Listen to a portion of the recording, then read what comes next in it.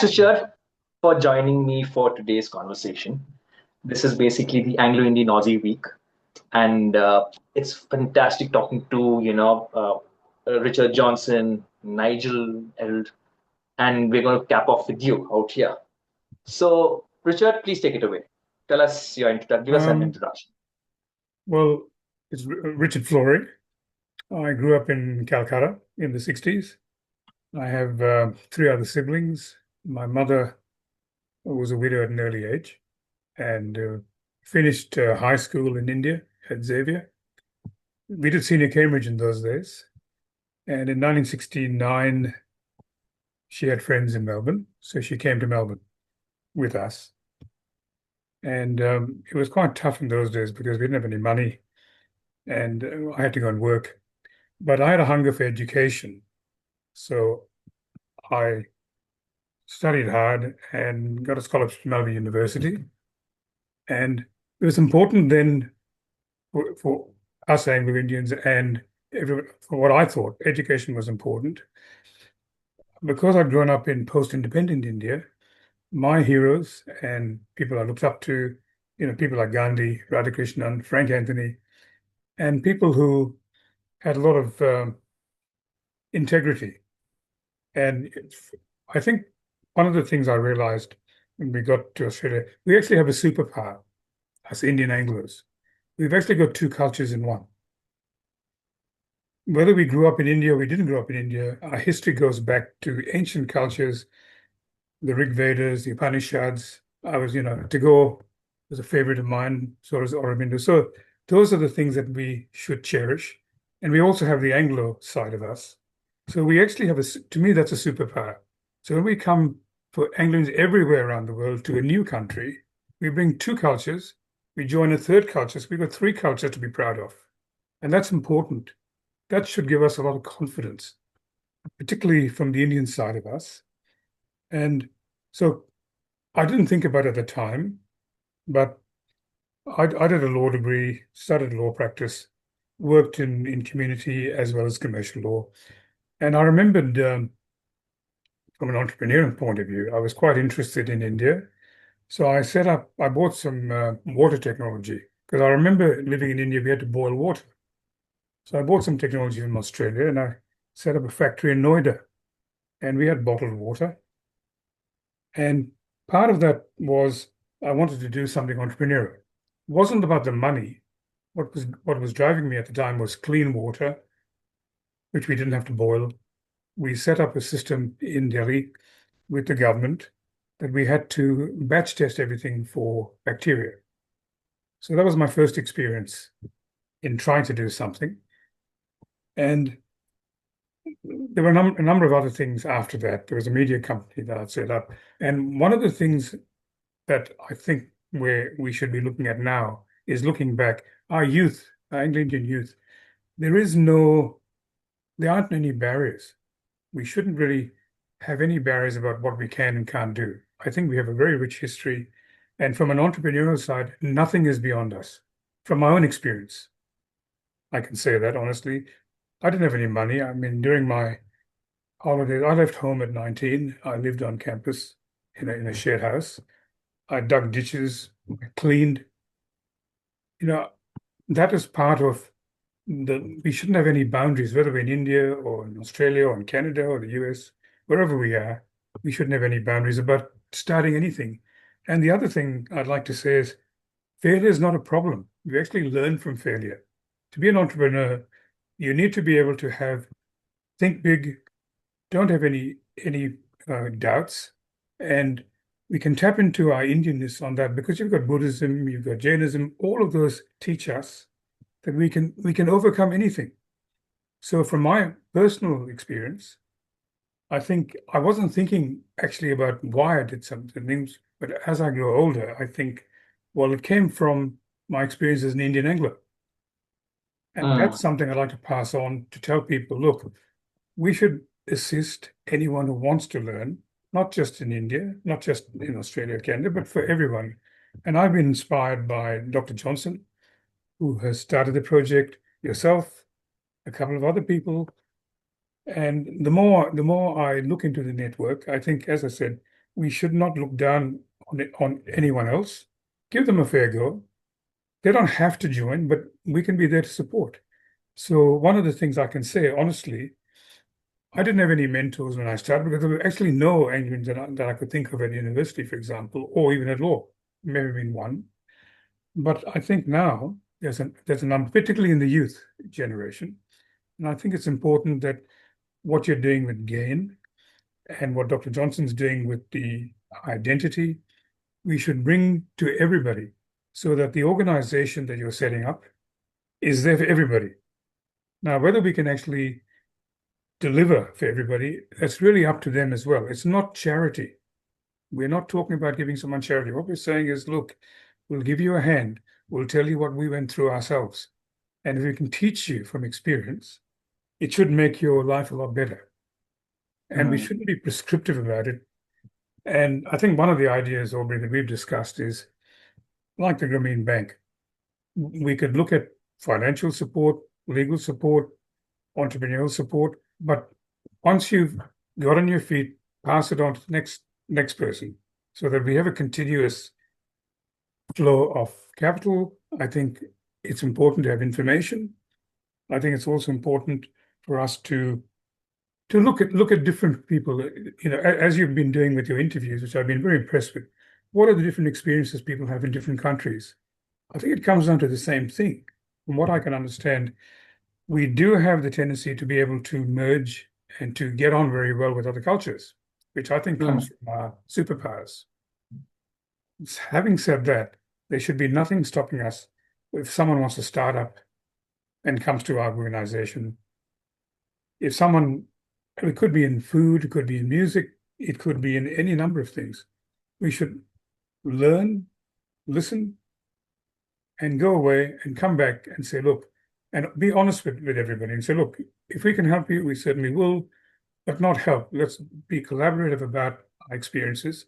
And I honestly think for our younger generation in particular, we have a very, very, as I said, we have superpowers in my view, because we are dual cultured. We're not single cultured. Even if you, so from that point of view, I put into three words: listen, learn, and support. And that could include, I've taken a lot from listening to the podcasts, what different people have different experiences. I've listened to people who are in food, someone who's had cookbooks. Nigel Foot is doing a film. We did the Indian in Me film, and I think it's growing.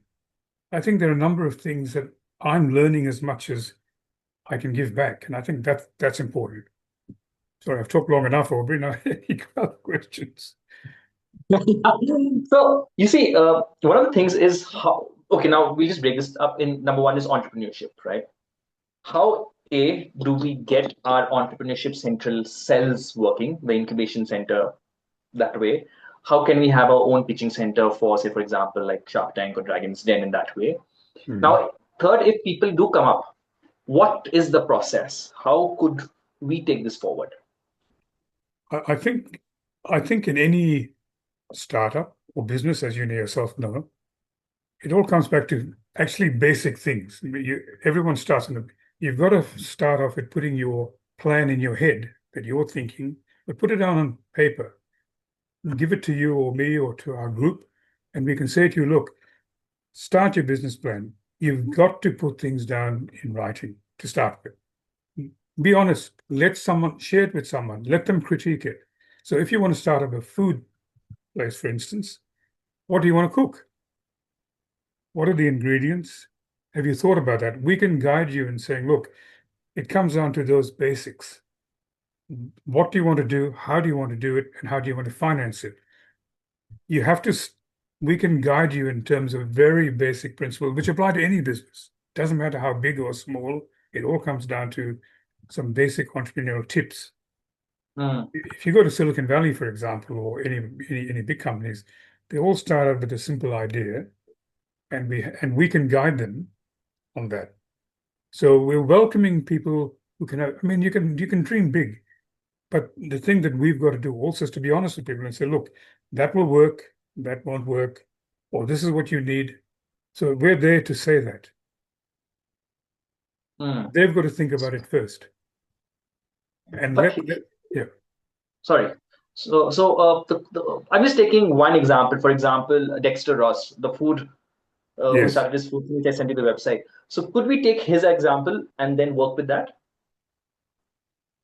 Look, I can't remember the details, but yes, certainly we could. I think he was making meat. Was it meats that he was making, or And specialized meat sauces. and sauces? Sauces. One of the examples I can give you is there's a group called Nando, which is now a Mhm. global franchise. And I used to be involved with franchising law. And Nando started with fried chicken effectively in one store, I think it was in Melbourne, and then grew from there. So so with his ideas about sources, you start small. We could get some funding for a batch of sources, do some market testing, send them around to a number of people. Um, and as you said, Aubrey, before, it's important we don't just think, certainly in India, it's important because it's a huge market, but it's a different market because I have actually brought products to India and it's not easy, but it's a huge market. We should be looking at overseas markets as well, which involves logistics, but there's more money there in one sense because, for example, the dollar compared to the Indian rupee, the production costs in India are slightly cheaper, but we should be thinking globally in terms of our plan. So with food, I think it would start with a local group, provide some funding to him, do some testing, and grow from Mm. there. As I said, I watched Nando's grow from a very small store, and what was important though was quality and consistency. So from a food point of view, you really have to have quality and consistency all the time. You can't cut corners. So Mm. it seems to me that with that sort of business, if he has that commitment to that and he sticks to that, then sooner or later it will grow. And things like ingredients, for example, I mean, in terms of the local pricing and things, we could help with that. Look around. So one way of what I was thinking is we're gonna have say either a Friday or we're gonna have this small pitching sessions where people can send in their videos about them pitching about their product. We can put Yes, it in the thing there. And I've also made specific groups where people can write and do that. So that's also what I worked on. yes. Another question would be how could we create a kind of, for the next generation, how do we kind of push entrepreneurship? Should we have workshops? Or, getting across to them is getting a little difficult, Yes. and with this day and age, with AI coming in, it's becoming a little scary. So what do we do? Well, I think we do start off with getting a number of people together, like-minded people like yourself and people that you know, and then spreading the word. I think the important thing is communication, which is easier these days. Um, Mm, and the network grows that way. Once you start with one group, I think we should reach out to, so if everyone brings one other person, for example, to the mm, next meeting, and then the next person brings another one, it should grow like that. And again, we can give talks, find out very specifically what it is that they're interested in at the very beginning. Could mm, be, mm, mm, sport or food. Some people actually do know what they want. mm, Other people need a little bit of push, or you talk to them, and then you find out, oh, this is really what I was thinking. It's happened a lot. A lot of entrepreneurs start on one track, and then they move on to something. They listen to someone who's been through it and say, oh no, the actual core idea is something else. So I think we can start off with the groups that you've been talking to. Ask them yeah. one other person who's not an entrepreneur, who's not thinking like that, and ask them, is this what you want to do? And Aubrey, as you said, it's not easy to do that, but I think you've got to have the spark. If you give them the Now, spark, sorry, if you give them a spark. if you give them the spark, you can then light a fire. But I think the thing is finding the spark within each person, and we've got to be patient. We can do that. Now, Richard, just explain that model of pooling resources and then passing it on to the other. Because how do you do it? Is it equity in a way, or is it debt in a way, or what is the whole model? I think there are a number of ways that we can do it. I think one would be the Grameen Bank model, where you would collect a pool of money, for example, and like Shark Tank, for example, pitch the ideas. We have a limited pool. We go through the business plan in a very, very simple, not complicated, just a very simple one pager. And then we look at it and say, okay, yes, that'll work. We can allocate funds to the project, make sure that there's very specific principles, accounting, for example, legal, or money management. Those are the skills that one needs to know also as an entrepreneur. So we can provide that to them. I think to start with, the crowdfunding is one way to do it. The second way is to set up a pool, like a lot of the funds that I deal with are hedge funds where people just put their money in, outsiders, and they get a return. And that fund then uses that money to go to an entrepreneur like our Mm. community and say, okay, we've got this pool of money. We need a small basic return. Have you got any idea? What's your idea? And Mm. that would be one way to go. And I think that a number of people would be able to do that. Set up an account and put money in and say, okay, we've got this pool of money. What can we do with it? And then get a number of people to make applications to gain, for example. Like I Mm. think Kester has done, isn't it? Verbally to start with, and then Yeah. what do after that. And I think it's So in a way, evolving. It evolves as you go. As you talk to people, things evolve. It's not something static. yeah, because the question that was asked when we were having this discussion with, I was having discussion with a few people, is the logistics of it. Right. Okay, fine. There are two people there now. They come to you. So, Aubrey, you said you have an incubation period. You want to invest and you have this pool. Now, what do we do? We'll give you the business plan, and then what's going to happen? So um, I think the first thing and is to obviously make sure we've got the pool of money to start with, which we're doing now. The second thing is to make sure that they do have the business plan. The third thing then would be, okay, the business plan would include you have a shop. Mm. There are very specific checklist. When I've done mergers and acquisitions, for example, we have a checklist of things that you have to have in a company. And in India, it's the same. Do you have staff, for example? There are legal issues that you know, your name, your PAN number, I think in India. If you're renting somewhere, for example, do you need to start from your house or do you need to start from a premises? Do you have the license to do what you're going to do? So there are very specific checklists for each business. And I normally have it, Mm. they don't change very much from business to business, but we can provide that. As I said, particularly if you're employing people, for example, how do you do that? Logistics is the other one. A lot of people, when they don't have a lot of money, they contract out. So that you're not employing people, which has its Mm. own set of challenges, but you contract. A contractor provides services.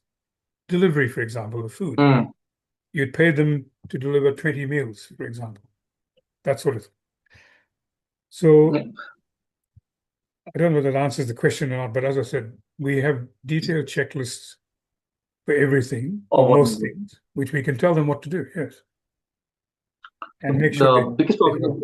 is, no, I, as an entrepreneur, and the reason why I'm so close to this and I'm really pushing for this is because I see setting up enterprises and us as a community flexing our muscles when it comes to financial power is something that I'm very, very heavy on, right? I really feel that there has to be kind of an aggressive curve for us to kind of show the financial power that we have in a way.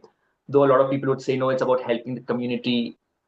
It's easier helping the community when there's money available, Yes. because then you don't have to keep asking, donations or what do we do. We do have this pool. Now, as a person like me who is working in rural India, had problems with the name, gone through a lot of nonsense, you have a lot of red tape. Person like, for example, Aubrey Kingley, guy from outside coming here. That problem is what I have not been funded, not been helped. I think more people would really appreciate it if we kind of have this in a bigger way, and that's Yes, what I've done it from. And we are going to be a little aggressive when it comes to this. So uh, we could be registered. Have you heard of Niti Aayog? I have. I don't know the details. I have. So one way of kind of, I don't know if it'll be allowed for, say, community-based incubation cells. If that is there, I'll check in that as well. Niti Mm. Aayog for, or Atal Ayog or something like that. We look at that as well. And yeah, we'll be a little more, hopefully, as I said, the target is 5 enterprises by the year end. Wow. Mm. That's good. That's good. That's good.